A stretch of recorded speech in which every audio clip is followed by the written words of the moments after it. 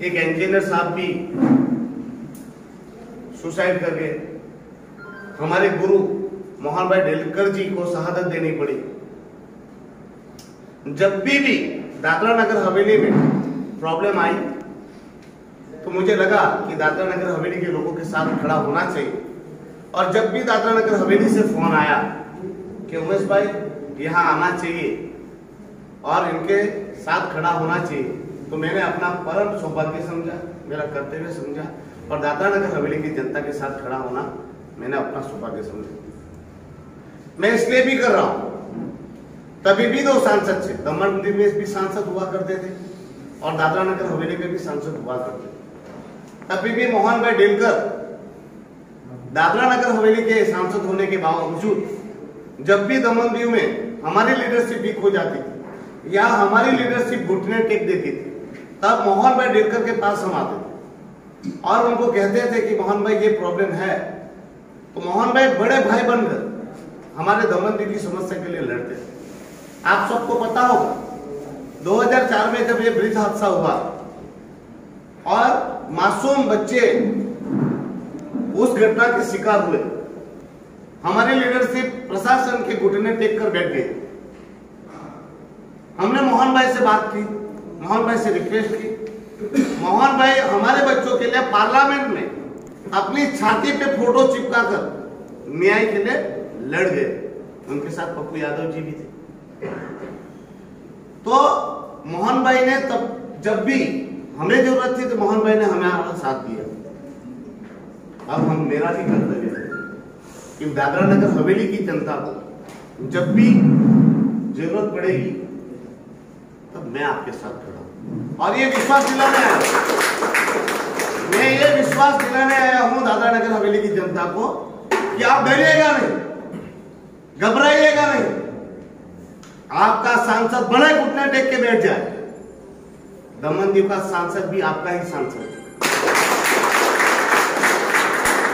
आज मुझे पता चला कि यहाँ पर भी सांसद जी और उनकी टीम को बहुत दुख लग रहा है कि उमेश पटेल यहाँ क्यों आए।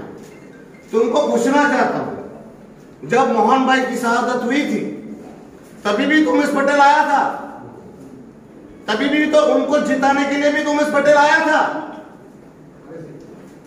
और मोहन भाई की डेथ जब हुई तब जब आंदोलन हुआ उमेश पटेल ने आपका साथ और समर्थन दिया था, बिना कंडीशन के दिया था। जब चुनाव आया तभी भी तो उमेश पटेल आया था। इन सांसद और उनके चमचों को बताइएगा, ये आप लोगों को चुनाव जिताने के लिए उमेश पटेल पर एफआईआर हुई थी। ये दायरा नहीं होता, लोगों का काम करने के लिए, लोगों की मदद करने के लिए दायरा कभी सीमित नहीं होता। दायरे से बाहर निकल करके भी लोगों को काम करना पड़ता है, जिस प्रकार हमारे मोहन भाई किया करते थे।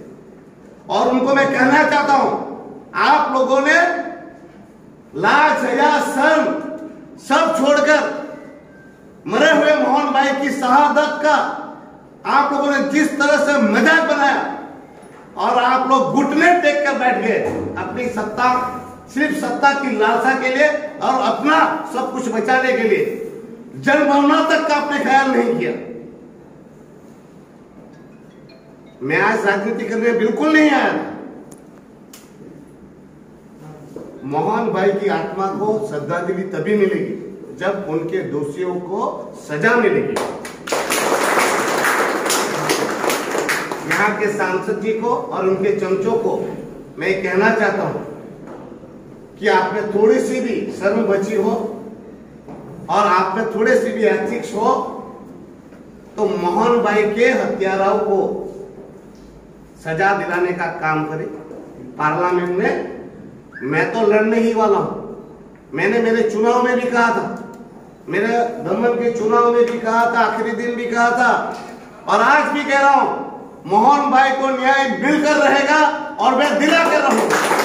भले उनका परिवार प्रशासन के घुटनों में बैठ जाए, उमेश पटेल बैठने वाला नहीं है। आज भी उनको सद्बुद्धि आ जानी चाहिए। एक सामान्य व्यक्ति जो चुनाव पर 15 दिन पहले खड़ा होता है और इतने सारे वार्ड खींच के ले आता है। डूब मरना चाहिए उनको। अभी भी उनको अगर दिमाग नहीं आ रहा है, उनमें सद्बुद्धि नहीं आ रही है, तो उनके जैसे मूर्ख दूसरे कोई नहीं है। मैं आप सबसे विनती करने इसलिए आया कि हमारा प्रशासन एक है, हमारी समस्याएं भी एक जैसी है। हमारे प्रदेश में जो लोकशाही का हनन हो रहा है, हमारे यहाँ जो हिटलरशाही चल रही है, उसको भगाने के लिए हमारे हर एक प्रदेश के लोगों को एक होना चाहिए। ये तपन भाई बैठे हैं, शीतल भाई बैठे, वो पार्टी पॉलिटिक्स करने नहीं बैठे हैं, ये मेरे मित्र है इसलिए मेरे साथ बैठे हुए। दमन दीव और दादरा नगर हवेली की हर एक जनता को एक होना होगा। दमन दीव और दादरा नगर हवेली को अब लोकशाही की स्थापना की जरूरत है। हमारा भारत का संविधान कहता है कि राष्ट्रपति शासन 6 महीने से ज्यादा नहीं रहना चाहिए। हम लोग 1961 में आजाद, आप हमसे ज्यादा आगे आजाद हुए, मगर आज जब से हमारा प्रदेश आजाद हुआ, आज भी हम राष्ट्रपति शासन में जी रहे। कहा लोकतंत्र परिणाम? आज भी एक इंसान, एक प्रशासन जनप्रतिनिधियों को ऐसी स्थिति करके बैठा जैसे जनप्रतिनिधि कठपुतली हो। एक सीनियर मोस्ट सांसद को आत्महत्या करना पड़े, उससे बड़ी दुर्भाग्यपूर्ण क्या स्थिति हो सकती है? दमन दीव में और दादरा नगर हवेली में एक लोकशाही प्रणाली की स्थापना करना जरूरी है। उसके लिए असेंबली की जरूरत है। पूर्ण असेंबली ना मिले तो पौंडीचेरी के तर्ज पर हमें मिनी असेंबली की जरूरत है। उसके लिए दमन दीव और दादरा नगर हवेली की जनता को एक होना होगा। हमें सबको एक मिलकर होना होगा। पार्टी पॉलिटिक्स करने की जरूरत नहीं है। हमारे दमन दीव और दादरा नगर हवेली के लोगों के हित की रक्षा करके उनको ध्यान में रखते हुए हमें फैसला लेना चाहिए। अभी जब दमन दीव में एक ऐसी स्थिति आई, मैं तो वापस कह रहा हूँ, मेरे चुनाव में भी यही था और आज भी कह रहा हूँ, जब तक यहाँ से हेड ऑफ अथॉरिटी प्रशासक प्रफुल्ल भाई पटेल हट नहीं जाते, तब तक हम चैन से नहीं बैठेंगे। और आपको वादा करता हूँ बहुत जल्द प्रशासक प्रफुल्ल भाई पटेल को हटा दिया जाएगा और हम उसको हटाने के लिए पूरा संघर्ष करेंगे और उसमें दादरा नगर हवेली की भी जनता का साथ और समर्थन चाहिए। चाहता हूँ, किसी माई का लाल में ताकत नहीं है कि उमेश पटेल को दादरा नगर हवेली में आने से रोकने की। दमन दीव की जनता का जितना हक है उतना ही हक दादरा नगर हवेली की जनता का भी है। और मैं वादा करता हूं दादरा नगर हवेली की जनता को कि आप लोगों को डरने की या घबराने की जरूरत नहीं है। आपको जब भी जरूरत पड़ेगी, उमेश पटेल आपके साथ खड़ा है। रात को 12 बजे भी आपके साथ है और साथ रहेगा। मैं तो आप लोगों से मिलने आया, पर जब कुछ सर्कमस्टेंसेस ऐसे हो जाते हैं तो ये मैसेज पहुंचाना भी बहुत जरूरी हो जाता है। मैं भाजपा, कांग्रेस, शिवसेना ये करने नहीं आया हूँ, ना मुझे करने की जरूरत है। मैं तो इंडिपेंडेंट कैंडिडेट हूँ।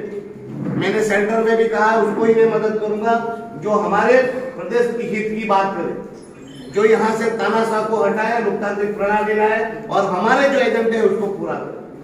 तो आपको भी विश्वास दिलाता हूँ, हम उसी को समर्थन करेंगे जो हमारे दमन दीव और दादरा नगर हवेली की हित की बात है। धन्यवाद।